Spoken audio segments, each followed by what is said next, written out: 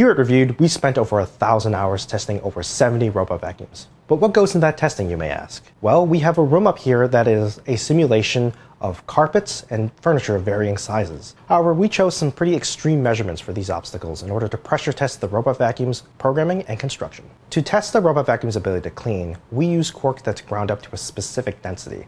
This is to represent crumbs and other food debris that glitter your home. We also test robot vacuum's ability to deal with pet hair.